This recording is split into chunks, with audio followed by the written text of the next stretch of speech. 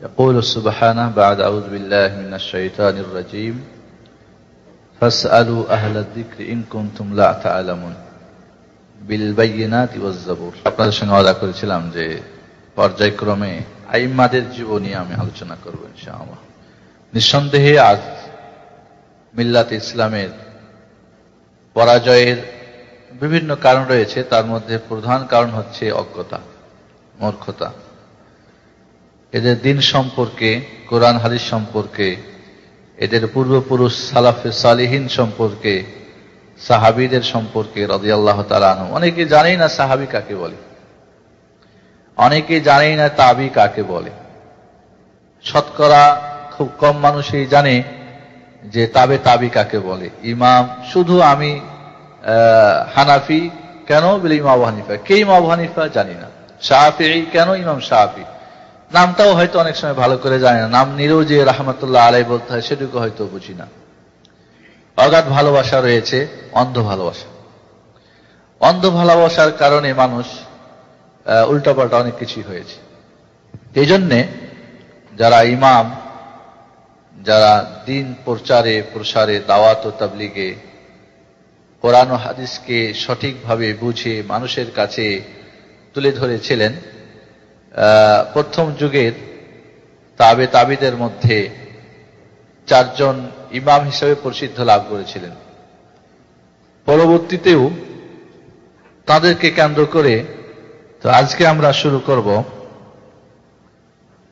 প্রথম ইমাম আবু হানিফা রাহমাতুল্লাহ আলাইহি দিয়ে।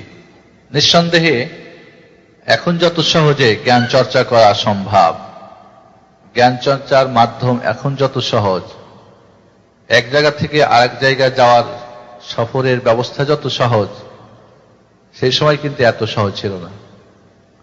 তারপরেও সেই যুগের ওলামায়ে কেরাম, আইম্মায়ে ইজামরা যে কষ্ট, দুঃখ এবং সময় ব্যয় করে দিনকে হেফাজত করার জন্যে, মানুষকে দিন শিক্ষা দেওয়ার জন্যে সময় ব্যয় করেছেন, অর্থ ব্যয় করেছেন, নিঃসন্দেহে এটা আমাদের জন্যে বিরাট এক নেয়ামত।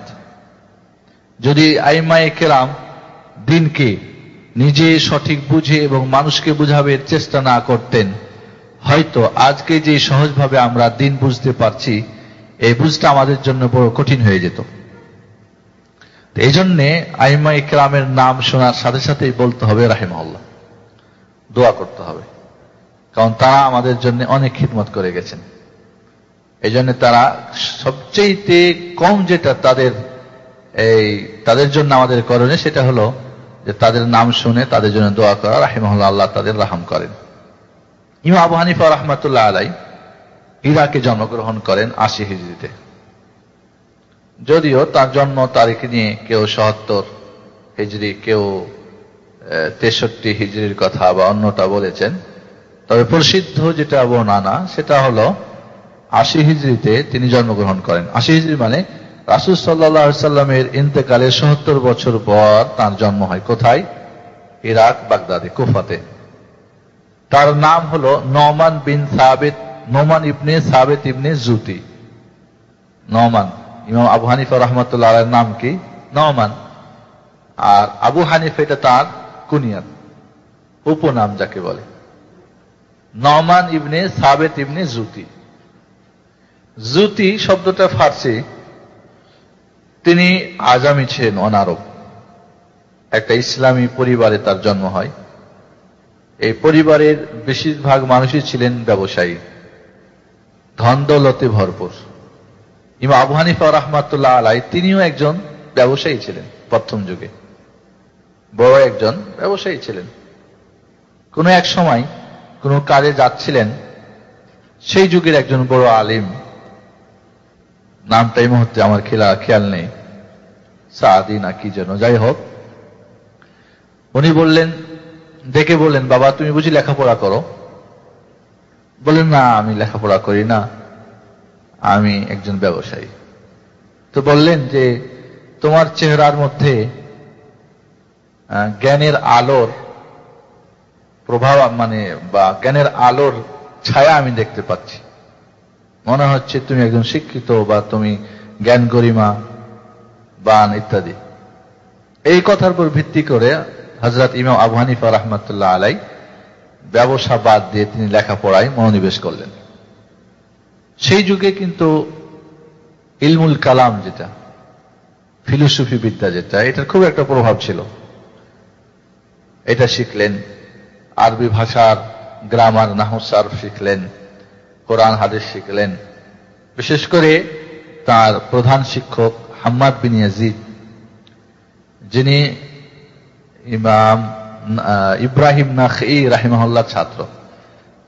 বাগদাদে প্রসিদ্ধ সাহাবীদের মধ্যে সবচেয়ে প্রসিদ্ধ সাহাবী রাদিয়াল্লাহু তাআলা ছিলেন হযরত আব্দুল্লাহ ইবনে মাসউদ। আব্দুল্লাহ ইবনে মাসউদ রাদিয়াল্লাহু তাআলা আনহুর ছাত্র হলেন আলকামা বিন কাইস। আলকামা বিন কাইস রাহিমাহুল্লাহ। তার ছাত্র, প্রসিদ্ধ ছাত্র ইব্রাহিম নাখঈ রাহিমাহুল্লাহ। আর এই ইব্রাহিম নাখঈ রাহিমাহুল্লাহ ছাত্র হলো হাম্মাদ বিন ইয়াজিদ রাহিমাহুল্লাহ। তখন তিনি বাগদাদের বা কুফার ইমাম। হযরত ইমাম আবু হানিফা রাহমাতুল্লাহ আলাই এই হাম্মাদ বিন ইয়াজিদ রাহিমাহুল্লাহর দার্স ও তাদরিসে বসে কোরআন ও হাদিসের ইলম শিক্ষা অর্জন করা শুরু করলেন। প্রায় দীর্ঘ 20 বছর ইলম তালাশে মক্কা, মদিনা, মিশর, বাসরা বিভিন্ন জায়গায় তিনি সফর করলেন। ওই যুগের বহু আলেম ওলামাদের কাছ থেকে তিনি ইলম অর্জন করলেন। কোন কোন বর্ণনায় পাওয়া যায় যে ইমাম আবু হানিফা রাহমাতুল্লাহ আলাই হযরত আনাস রাদিয়াল্লাহু তাআলা আনহুর সঙ্গে সাক্ষাৎ হয়েছিল। হযরত আনাস বিন মালিক, আল্লাহ রাসূলের যে খাদেম, তার সঙ্গে সাক্ষাৎ হয়েছিল। এই বর্ণনা সূত্রে যদি সহি হয় তাহলে ইমাম আবু হানিফা রাহমাতুল্লাহ আলাই তাবিঈ। সাহাবী বলা হয় যারা রাসূল সাল্লাল্লাহু আলাইহি সাল্লামকে ঈমান সহকারে বা ঈমান রাসূলকে দেখেছেন এবং ঈমানের উপরেই ইন্তেকাল করেছে। রাসূল সাল্লাল্লাহু আলাইহি সাল্লামকে অনেকেই দেখেছে, কিন্তু তখন তার ঈমানের সৌভাগ্য হয় নাই। রাসূলের ইন্তেকালের পরে ঈমান এনেছে, তাদেরকে মুখাজরাম বলা হয়। মুখাজরাম। রাসূল সাল্লাল্লাহু আলাইহি সাল্লামকে দেখেছে কুফরি অবস্থায়, ঈমান এনেছেন পরে। তাহলে সাহাবী কাকে বলা হয় রাদিয়াল্লাহু তাআলা আনহু? যে যারা রাসূল সাল্লাল্লাহু আলাইহি সাল্লামকে ঈমান অবস্থায় দেখেছেন, পেয়েছেন এবং ঈমান অবস্থায় মারা গেছে। এমনও হতে পারে ঈমান এনেছে পরে মুরতাদ হয়ে গেছে, দিন ত্যাগী হয়েছে, তাকে সাহাবী বলা যাবে না।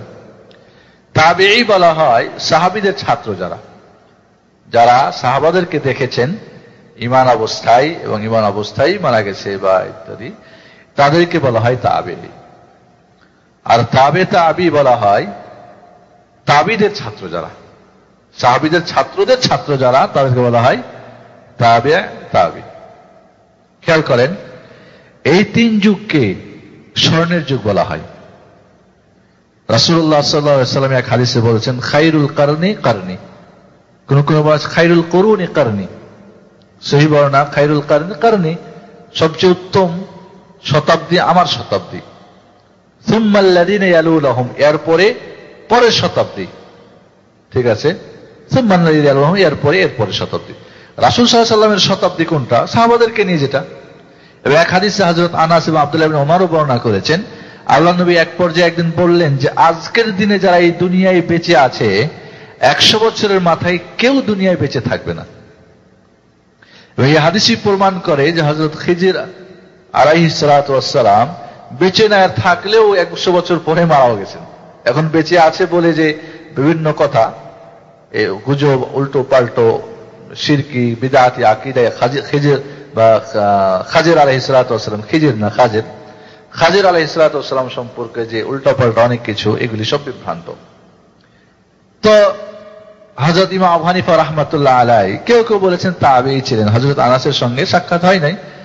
আর কেউ কেউ বলেছেন এই বর্ণনা মতে যে না, দেখা হয়েছিল। যাই হোক, দেখা হয়ে থাকলে তিনি তাবিঈ, আর না হলে তাবিঈ। নিঃসন্দেহে তাবিঈ যদি হয় তাহলে সর্বপ্রথম কাতারের, এর মধ্যে কোন সন্দেহ নেই। আর তাবিঈ যদি তাবে হয় তাহলে তাবেদের শেষ মানে পর্যায়ের। যাই হোক, ইমাম আবু হানিফা রাহমাতুল্লাহ আলাইহি কোন কোন ঐতিহাসিকগণ বলেছেন যে প্রায় 4000 শিক্ষকের কাছ থেকে তিনি জ্ঞান অর্জন করেন, হাদিস কোরআনের জ্ঞান। চারটি কথা না, হ্যাঁ, চারটি কথা না। তো ইমাম আবু হানিফা রাহমাতুল্লাহ আলাই একজন পরহেজগার, মুত্তাকি, তাকওয়াবান লোক ছিলেন। তার সম্পদের অধিক অংশই তিনি দ্বীনের পথে খরচ করে দিয়েছেন। দাওয়াত তাবলীগে, প্রচারে, শিক্ষায়, দীক্ষায়, দ্বীনের পথে তিনি তার অধিক অংশ সম্পদ, তিনি বিরাট একজন, সেই সময় প্রসিদ্ধ একজন ব্যবসায়ী ছিলেন। আজ আমরা 1 টাকা 2 টাকা দিতে দ্বীনের ব্যাপারে, কিন্তু তিনি দ্বীনের জন্য তার অর্জিত সম্পদ, বিশেষ করে ব্যবসা থেকে যা আসতো, এটা দান, আল্লাহর পথে দান করে দিয়েছেন। কোন কোন ঐতিহাসিকগণ বর্ণনা করেছেন যে তিনি তার জীবনে 55 বার হজ করেছিলেন। সুবহানাল্লাহ। আমার 1 বার 2 বার করলেই ফখরে জীবন বাঁচে না হাজী সাহেবদের।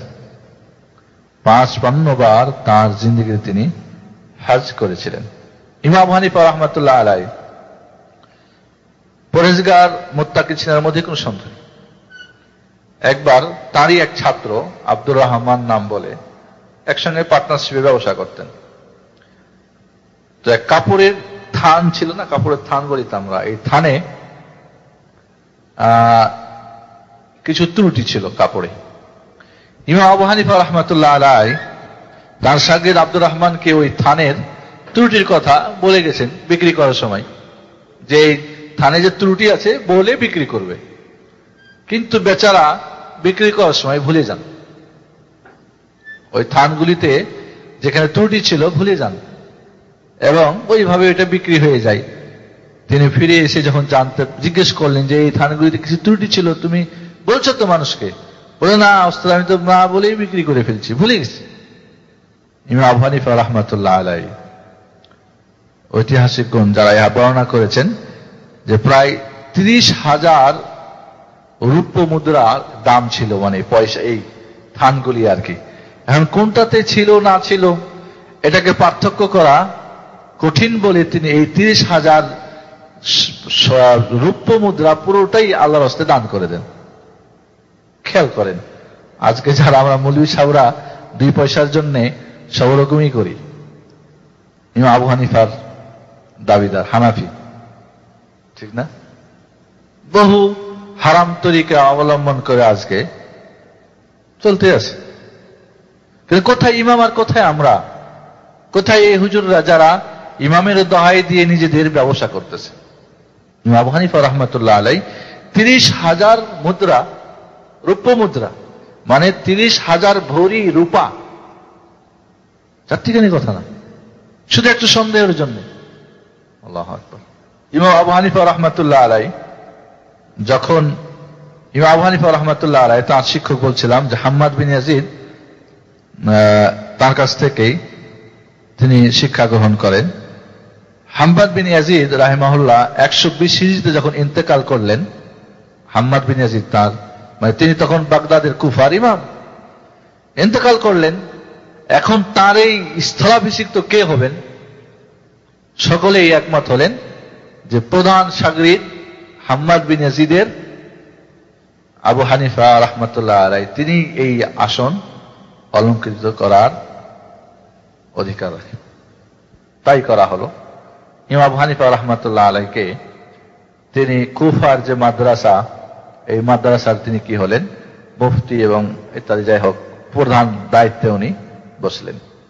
এভাবে তার শাগরিদের, তার দাস তাদরিসে অনেকেই উপকৃত হতে লাগলেন। বিশেষ করে তার ছাত্রদের প্রধান ছাত্র যারা, আবু ইউসুফ রাহিমাহুল্লাহ, মোহাম্মদ বিন হাসান শাইবানী রাহিমাহুল্লাহ, ইমাম জফার, ইমাম হাসান বিন জিয়াদ, এরা সবাই এক একজন ইমাম ছিলেন সেই যুগে। এক একজন ছাত্র এক একজন ইমাম। ইমাম বলা হয় অনুসরণীয় ব্যক্তি, মানে যাকে ফলো করা যায়, ঠিক আছে, যার মধ্যে রাসূলের কদুয়া পাওয়া যায়। কদুয়া বলতে রাসূল সাল্লাল্লাহু আলাইহি ওয়াসাল্লাম। ইমাম যাকে ফলো করা হয়, যিনি সামনে থাকে, যাকে সামনে রেখে তার পিছনে পিছনে চলা যায়, যাদের মধ্যে রাসূল সাল্লাল্লাহু আলাইহি ওয়াসাল্লামের কি রয়েছে? চরিত্র রয়েছে, রাসূল সাল্লাল্লাহু আলাইহি ওয়াসাল্লামের ব্যবহার রয়েছে, রাসূল সাল্লাল্লাহু আলাইহি ওয়াসাল্লামের দাওয়াতি তাবলীগে, জ্ঞান গরিমা, ইত্যাদি। অনেক সময় আপনাদের আরেকটা জিনিস মনে রাখতে হবে যে ইমাম শুধু এই চারজনই ছিলেন, ইমাম আবু হানিফা রাহমাতুল্লাহ আলাই, ইমাম মালিক রাহমাতুল্লাহ আলাই, ইমাম শাফি রাহমাতুল্লাহ, ইমাম আহমদুল হাম্মদ রাহমাতুল্লাহ, তা না, বরং অনেক ইমাম ছিলেন, কিন্তু প্রসিদ্ধ লাভ করেছিলেন এই চারজন। এই চারজনেই প্রসিদ্ধ লাভ করেছিলেন। যাই হোক, উনি ইমাম আবু হানিফা রাহমাতুল্লাহ আলাই নিঃসন্দেহে সমস্ত ইমামদের মধ্যে ফিকহের ব্যাপারে প্রসিদ্ধ ছিলেন। মানে ইমাম আবু হানিফা রাহমাতুল্লাহ আলাইয়ের পরে যারা এসেছেন কিয়ামত পর্যন্ত আসবে, সবাই ফিকহের ব্যাপারে ইমাম আবু হানিফার কাছে ঋণী রাহিমাহুল্লাহ, এর মধ্যে কোনো সন্দেহ নেই। একবার তিনি মদিনায় আসলেন, বিচক্ষণতা এবং বুদ্ধি যে রাখতেন, ফিকহ বলা হয় সূক্ষ্ম বুঝ। আল্লাহ রাব্বুল আলামিন কোরআন পাকে ইরশাদ করছেন, ফালাউলা নাফারা মিন কুল্লি ফিরকাতিন মিনহুম তাইফা লিয়াতাফাক্কাহু ফিদ-দ্বীন ওয়া লিয়ুনযিরু কওমাহুম ইযা রাজাউ ইলাইহিম লাআল্লাহুম ইয়াহযারুন। একজন দাঈকে, একজন আলেমকে অবশ্যই দুইটা জিনিসের ফিকহ থাকতে হবে, সঠিক বুঝ, সূক্ষ্ম বুঝ। সেটা হলো কি, দ্বীনের, কোরআন ও হাদিসের সঠিক বুঝ এক। আর দুই নম্বর হলো মুজতামা, সমাজ, কোন সমাজে আপনি দাওয়াত করছেন, কোন সমাজে কথা বলছেন, সমাজ সম্পর্কে। আপনি চলে গেলেন এক জায়গায়, আগেকার হুজুরা তাই করতো, পাকিস্তান চলে গেল, ফিরে এসে বাংলা আর কইতে পারে না। আর হাদিস কোরআন বিশেষ করে বললে ওর অনুবাদ বাংলায় বাইর হয় না, উর্দু ছাড়া। হলো নাকি এটা? আল্লাহ রাব্বুল আলামিন বলেন, ওমা আরসালনা মিন রাসূলিন ইল্লা বিলিসানি কওমি লিয়ুবাইয়িনা লাহুম। নবী রাসূলদেরকে আল্লাহ যে পাঠিয়েছেন জাতির কাছে, আপন আপন জাতির ভাষা দিয়ে, কেন? যাতে করে তাদেরকে বর্ণনা করে দিতে পারেন। আমার দেশের খুতবা হবে আরবিতে, বাঙালির খুতবা হবে আরবিতে।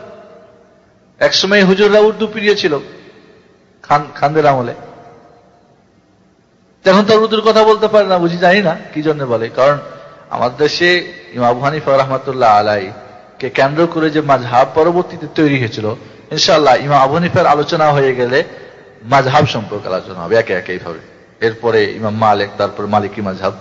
ইনশাআল্লাহ আপনার ধারাবাহিক আসলে মানে আলোচনা করতে আমি হয়তো মজা পাবো ইনশাআল্লাহ।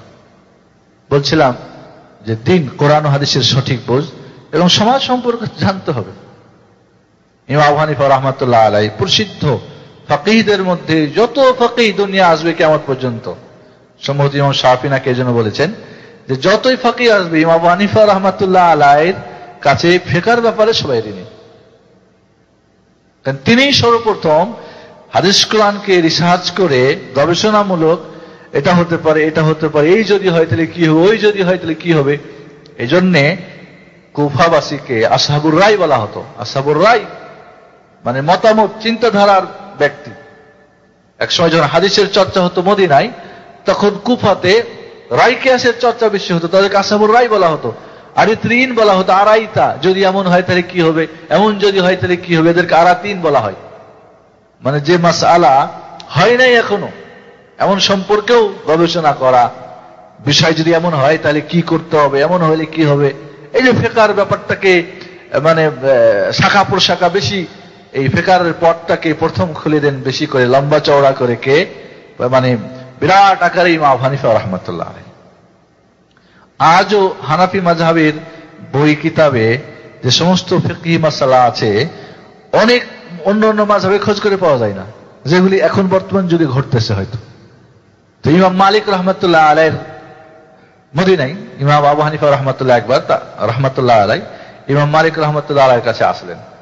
ইমাম মালিক রাহমাতুল্লাহ আলাই ইমাম আবু হানিফাকে রাহিমাহুল্লাহকে আদর আপ্যায়ন এবং সসম্মানে সদর সম্ভাষণ জানালেন, স্বাগতম জানালেন। খেয়াল করেন, আমরা মনে করি এখন মালিক হানাফি মানে মারপিট, কিন্তু ইমামদের মধ্যে খেয়াল করেন তারা ইমাম।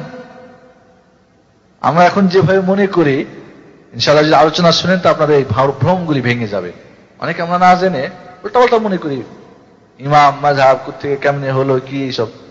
ইমাম মালিক রাহমাতুল্লাহ আলাইহি, ইমাম শাফি রাহমাতুল্লাহ আলাইহি কে সম্মান আপ্যায়ন করে বিদায় দিলেন, সসম্মানে চলে যাচ্ছেন। ইমাম মালিকের শাগিরদেরকে ইমাম মালিক রাহমাতুল্লাহ বলছেন, তোমরা চিনো এই লোকটা কে? এই লোকটা হলো এমন একটা লোক, এই লোকটা ইরাকি, নোমান বিন সাবিত আবু হানিফা রাহমাতুল্লাহ আলাইহি। এতই ব্রেনের অধিকারী এবং এতই ফিকহের অধিকারী, এই যে দেখতেছো কাঠের একটা স্তম্ভ, খুঁটি, যদি উনি ইচ্ছা করেন এই খুঁটিটাকে স্বর্ণের খুঁটি প্রমাণ করে দিতে পারবেন যুক্তির মাধ্যমে। যদি উনি মনে করেন যে এই খুঁটিটা এখন কি দেখতেছেন, বাঁশের বা কাঠের, উনি যদি যুক্তি শুরু করে তো আপনাদের মুখ দিয়ে বলিয়ে নেবে যে এটা স্বর্ণের খুঁটি। একবার উনি মিশরের না বাসরায় কোথায় যেন গেলেন, তো ওখানকার যারা আলেম ওলামা, ইমাম আবু হানিফা রাহমাতুল্লাহ আলাইহি সম্পর্কে সবাই জানেন যে উনি বড় ফাকিহ। ইমাম আবু হানিফা রাহমাতুল্লাহ আলাইহির কাছে একটা মাসালাকে খুব ভালো করে হাদিস কোরআন দিয়ে মজবুত করে তৈরি করে ইমাম আবু হানিফা আসলেই পেশ করবে, একটা যুক্তি পরামর্শ তারা করছেন। ঠিক আছে, ইমাম আবু হানিফা রাহমাতুল্লাহ আলাইহি গেছেন, গেলে তারা এই মাসালা পেশ করছেন। ইমাম আবু হানিফা রাহমাতুল্লাহ আলাইহি এই মাসালা ওনারা যেটা ঠিক করছেন এর উল্টাটা ফতোয়া দিয়েছেন। সবাই মিলে তো একটা শোরগোল মাঝে দিয়েছেন, চিল্লা চিল্লিয়ে কি হল, স্বাভাবিক। আবু হানিফা বললেন, রিফকান রিফকান, কি হয়েছে, একটু নরম করে বলো, কি হয়েছে তোমাদের? কয় না না, আপনার এই ফতোয়া ঠিক হয়নি, ফতোয়া ঠিক হয়নি। তো কি ফতোয়া হবে? বলে ফতোয়া এই বা মাসালা এই। দলিল দিল্লা বা মাসালা এই, দলিল দিল্লা তোমাদের কাছে আছে, হুজ্জত বুরহান আছে? বলে হ্যাঁ আছে। এই তো ইমাম আবু হানিফার জীবনীতে যারা লিখেছেন, ইমাম আবু হানিফা রাহমাতুল্লাহ আলাইহি তিনি কেমন ফাকিহ ছিলেন খেয়াল করেন ঘটনাটা। ইমাম আবু হানিফা রাহমাতুল্লাহ আলাইহি যুক্তি, রায়, কিয়াস শুরু করলেন, বুঝাতে বুঝাতে এক পর্যায়ে সবাইকে বাধ্য করলেন ইমাম আবু হানিফা যেটা বলেছিলেন ওটা মানতে। সবাই যখন স্যাটিসফাই, খালাস, ইমাম আবু হানিফা যেটা বলেছেন এটাই ঠিক, তারা যেটা বলেছিল ওটা বেঠিক। এরপর ইমাম আবু হানিফা রাহমাতুল্লাহ আলাইহি জিজ্ঞেস করছেন সবাইকে আবার, আচ্ছা তোমরা যেটা বলছিলে ওটা ঠিক না, আমি যেটা বললাম ওটা ঠিক, বলো দেখি তোমরা। কয় না, আপনি যেটা বলেছেন এটাই ঠিক।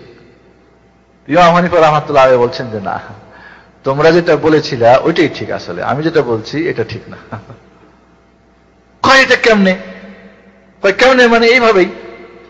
কয় না, এটা কিভাবে হয়? কয় তাহলে শোনো, তোমাদেরটাও ঠিক না, আমি যেটা বলছি এটাও ঠিক না, বরং অন্য আরেকটা ঠিক। বলে ওটা আবার কি? তো ইমাম আবু হানিফা রাহমাতুল্লাহ আলাইহি আর একটা বর্ণনা, মানে ওই জিনিসটার ব্যাখ্যা আর একটা দিলেন। এখন সবাই শুনতে শুনতে শুনতে বলছে না এটাই ঠিক।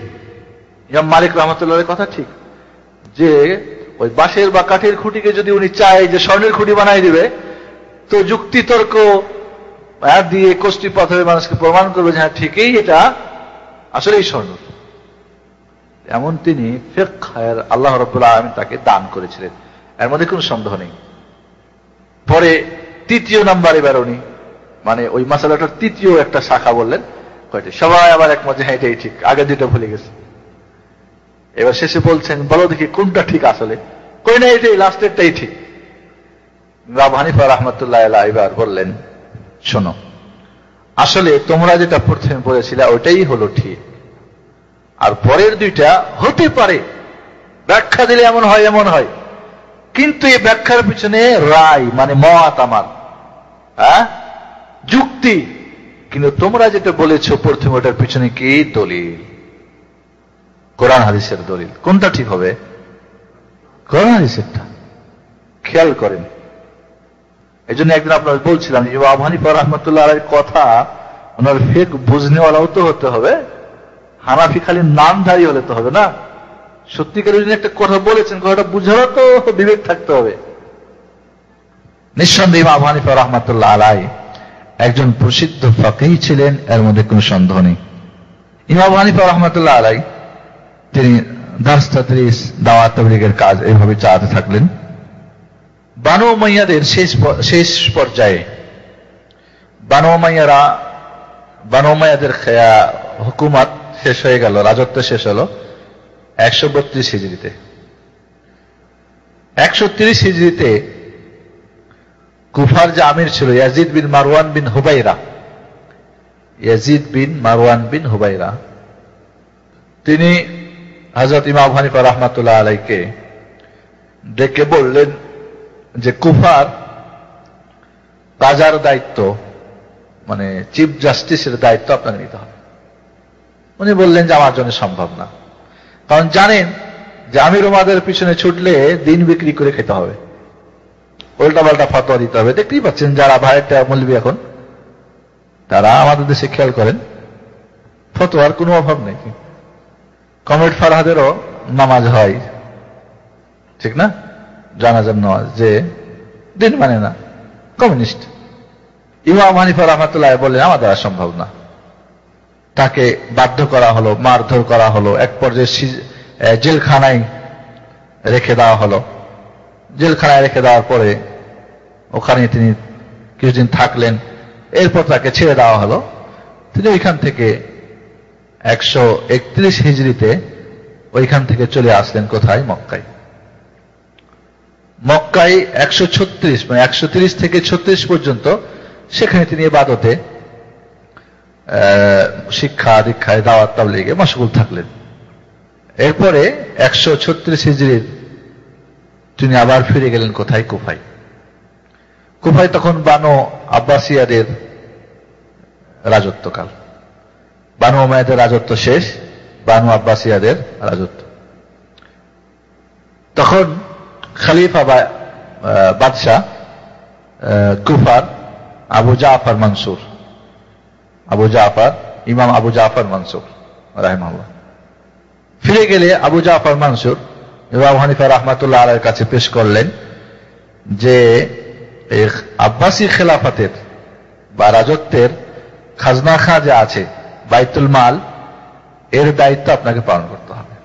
প্রধান এই বাইতুল মালের হিসাব রক্ষক, এটার আমানতদারি আপনাকে নিতে হবে। ইমাম হানিফা রাহমাতুল্লাহ আলাইহি বললেন যে এর আমানতদারি আমার দ্বারা সম্ভব না। তো বললেন যে আপনি তো মিথ্যা বলছেন, কে বলে সম্ভব না?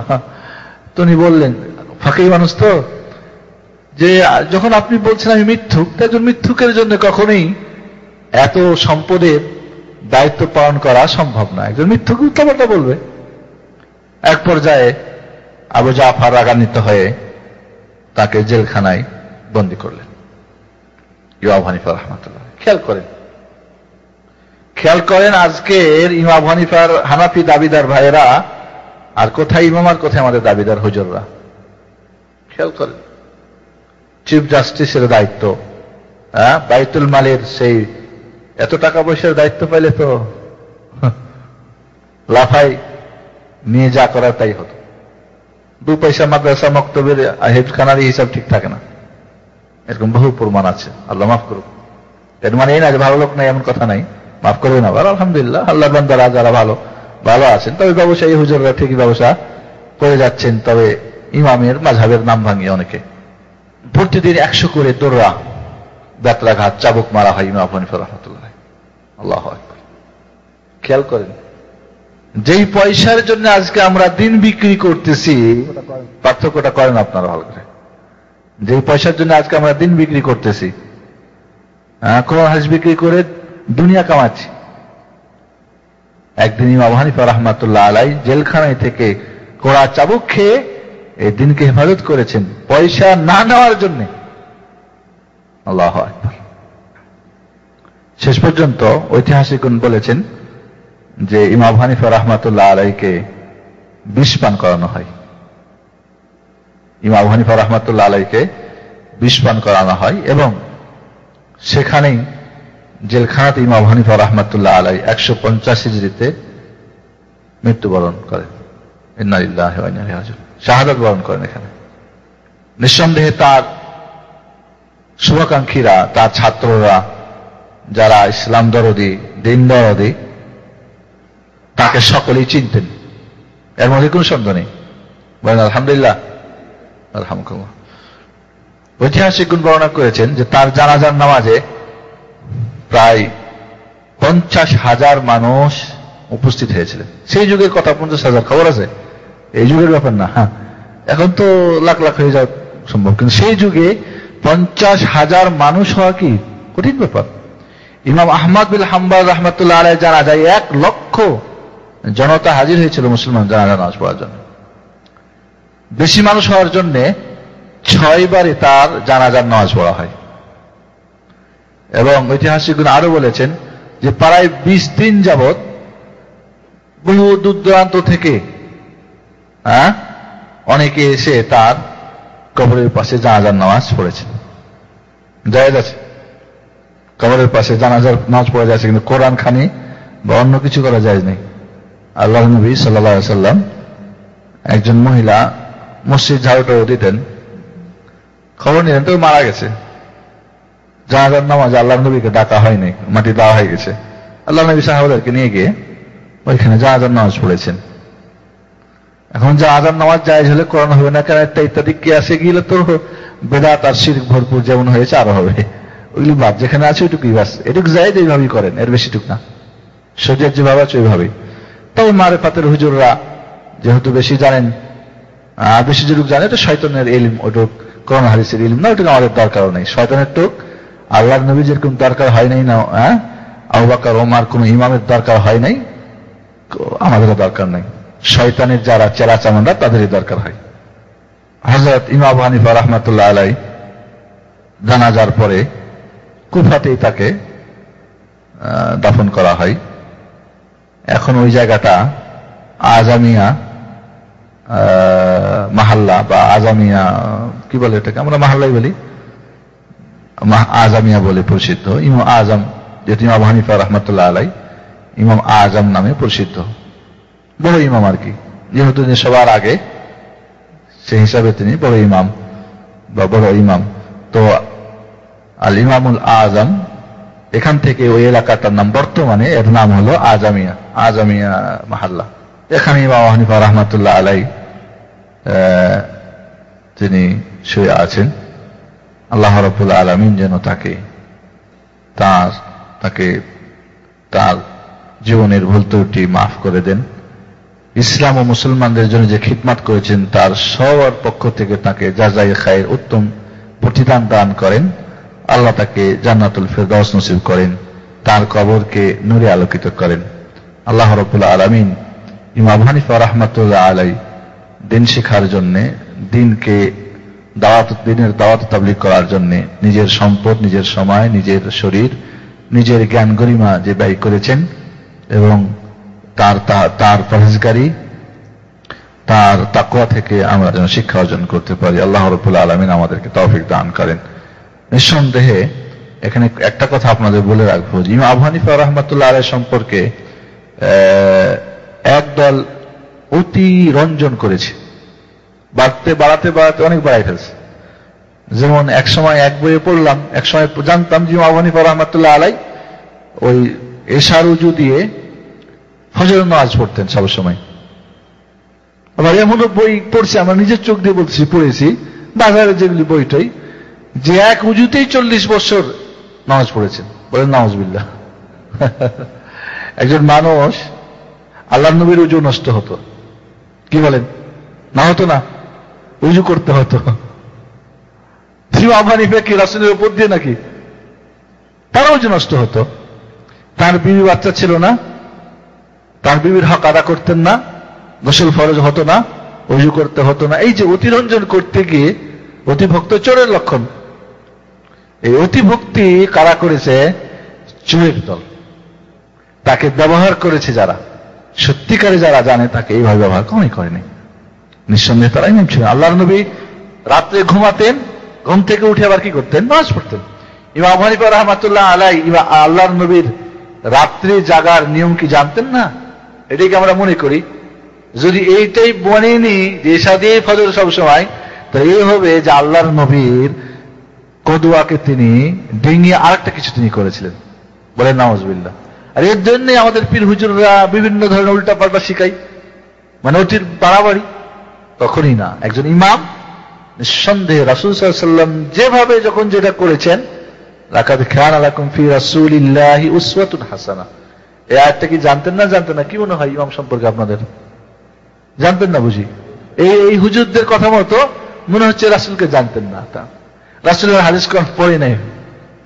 এই অতিরঞ্জন বাড়াতে অনেক কিছু, এগুলি আপনাদের কাছে আমি বর্ণনা করব না, কারণ এগুলি গাজা করি বা বেশি বর্ণনা করা যায় না, ইসলাম হারাম। ইসলামে অতিরঞ্জন, আর মনে রাখবেন প্রত্যেকটা জাতির ধ্বংসের মূল কারণ নেককার লোকদের নিয়ে অতিরঞ্জন বাড়াবাড়ি।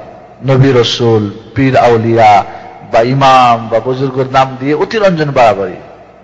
আল্লাহ রাব্বুল আলামিন বলছেন, ইয়া আহলাল কিতাব লা তাগলু ফি দীনিকুম, তোমরা দ্বীনের মধ্যে বাড়াবাড়ি করো না। আল্লাহ নবী বলছেন তোমরা ধর্মের মধ্যে কাউকে নিয়ে বাড়াবাড়ি করো না, এই বাড়াবাড়ি করেই তোমাদের পূর্বের লোকেরা ধ্বংস হয়েছে, তোমরাও ধ্বংস হয়ে যাবে। শিরিক দুনিয়া কিভাবে আসলো? হযরত নূহ আলাইহিস সালামের যুগে কিছু নেককার লোক ছিল, এরা মরে গেল, এদের মূর্তি বানালো, এরপরে মূর্তিকে ভোগ আর চাল দিতে লাগলো, এরপরে সেজদা শুরু হলো, এরপরে এইভাবেই না শিরিক আসলো। আজও বড় পীর আব্দুল কাদের জিলানী, ইমাম আবু হানিফা রাহমাতুল্লাহ, হাসান হোসেন, ফাতেমা ইত্যাদি আলীর কবরের নামে সবচেয়ে বড় শিরকের আখড়া ইরাক। সবচেয়ে পৃথিবীর মধ্যে বড় শিরকের আখড়া হলে ওই ইরাক, যে তাওহীদের জন্য এরা জীবন দিয়েছে, ওই তাওহীদকে এরা বিক্রি করে এখন শিরিক ওইখানে দিন রাত করে যাচ্ছে। নাউযুবিল্লাহ। আমাদের দেশে শাহজালাল, শাহ মাকদুম, শাহ পরান বা বাইজিদ বুস্তামি বা খানজাহান আলী ইত্যাদি, এরা কি, এরা হিন্দুদেরকে মূর্তি পূজা ছাড়িয়ে আল্লাহর ইবাদত করাইছে, শিরিক ছাড়িয়ে তাওহীদ এদেরকে দিয়েছে, ঠিক কিনা? কুসংস্কার, অপসংস্কার, এটা ওটা বাদ দিয়ে এদেরকে রাসূলের সুন্নাত শিখিয়েছে। ওই সমস্ত আল্লাহর ওয়ালিদের নামে এখন শিরকের সবচেয়ে বড় ব্যবসা আখড়া, ঠিক না? ঠিক, নিঃসন্দেহের মধ্যে কোনো সন্দেহ নেই।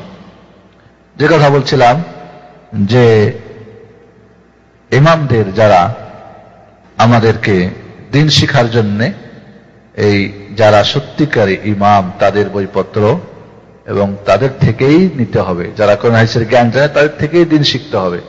বাজারের বই একটা উঠালেন আর পড়লেন, কয় ঠিক আছে, হ্যাঁ হুজুর এই বই যা আছে অমুক জায়গায় আছে, এই মোটা বই অমুক বই, উনি কম জানেন, উনি এই টাইটেল, আরে মুশকিল।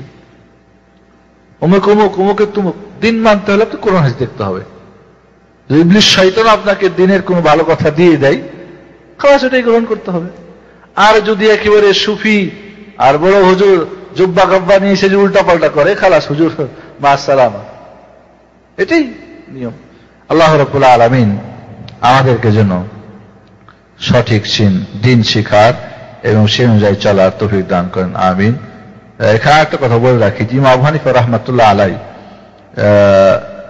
ইন্তেকালের সময় তিনি তা অনেক শাগির্দ রেখে গেছিলেন, তাদের মধ্যে সবচেয়ে বড় ছিলেন আবু ইউসুফ আবু মুহাম্মদ বিন হাসান আশ-শাইবানী। ইমাম আবু হানিফা রাহমাতুল্লাহ আলাই তার নিজ হস্তে লিখা কোন বই লিখে গেছেন কিনা এই ব্যাপারে ওলামারা আল ফিকহুল আকবার একটা বই বলেছেন যে ইমাম আবু হানিফা লেখা, এবং এটা আকীদা সংক্রান্ত। আকীদা মানে আল্লাহ সম্পর্কে কি বিশ্বাস হবে, রাসূল সম্পর্কে কি হবে, আখিরাত সম্পর্কে কি হবে, ইত্যাদি ইত্যাদি, ঠিক আছে? ইমাম আবু হানিফা রাহমাতুল্লাহ আলাইহি এটা ভালো করেই জানতেন, কারণ তিনি ইমাম, যে আকীদা দিনের সবচেয়ে বড় ফিকহ বা সবচেয়ে বড় মাসালা, যেটা থেকে আমরা বাংলাদেশের আমরা মুসলিম তাওহীদি জনতা মাহরুম। এই বই সই পড়াও হয় না, তাওহীদ আকীদা নামে বই আছে, আকীদা নামে, কিন্তু এই আকীদা সত্যিকারে আকীদা না। এই জন্য ইমাম তাহাবি রাহমাতুল্লাহ আলাইহি যখন আকীদা তাহাবিয়া লিখেছেন, আকীদা আহলে সুন্নাহ ওয়াল জামাতের, তখন ভূমিকার মধ্যে বলেছেন যে এই আকীদা ইমাম আবু হানিফা, আবু ইউসুফ, আবু মুহাম্মদ হাসান শাইবানী, এদের যে আকীদা, ওই আকীদা এখানে আমি বর্ণনা করছি। তো তাহাবি, আকীদা তাহাবিয়া একটা বইয়ের নাম, আর এর যে ভাষ্যকার ইবনে আবিল ইজাল হানাফি, দুইজনই হানাফি মাযহাবের লোক। এই বই যদি পড়া যায় আর আমাদের দেশের প্রচলিত আকীদা যদি দেখা যায়, তাহলে আসমান জমিনের চাইতে আরো বড় পার্থক্য হলে ওই আরশে মহল্লা থেকে এদিকে শেষ 7 আসমানের নিচ পর্যন্ত দেখা যাবে, এতটুকু পার্থক্য। এই জন্যে ইমাম হানিফা রাহমাতুল্লাহ আলাইহির এই ফিকহুল আকবর বইটা বাংলাদেশে মনে অনুবাদও হয়েছে সম্ভবত, জানি না অনুবাদের মধ্যে কোনো ত্রুটি করেছি কিনা, কারণ সুফি হুজুরদের করা ত্রুটি থাকাটাই স্বাভাবিক।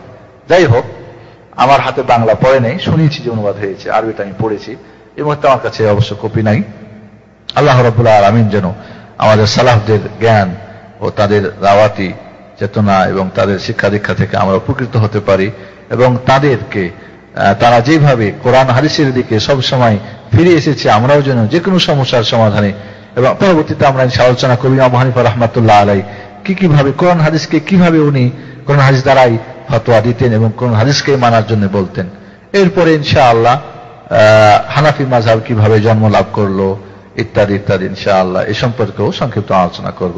আল্লাহ রাব্বুল আলামিন আমাদেরকে সঠিক দিন জানার এবং সে আমল করার তৌফিক দান করেন। আকুলু কাওলি হাযা আস্তাগফিরুল্লাহ লাকুম ওয়া সাইয়্যিদুল মুসলিমিন আস্তাগফিরুহু ওয়া সাল্লাল্লাহু আলা মুহাম্মাদ ওয়া আলা আলিহি ওয়া সাহবিহি আজমাইন। যে কথাটা বলছিলাম ভুলে গেছি, আপনারা খেয়াল করেন না, আবার কোন সময় বলবেন যে কথাটা আপনি বলতে গিয়ে বললেন না, একটু খেয়াল করে শুনেন। বলছিলাম যে একদল অতি বাড়াবাড়ি, আবার আর এক দল একেবারে ওনাকে নামাতে নামাতে একেবারে অনেক নিচে নামাই ফেলছে।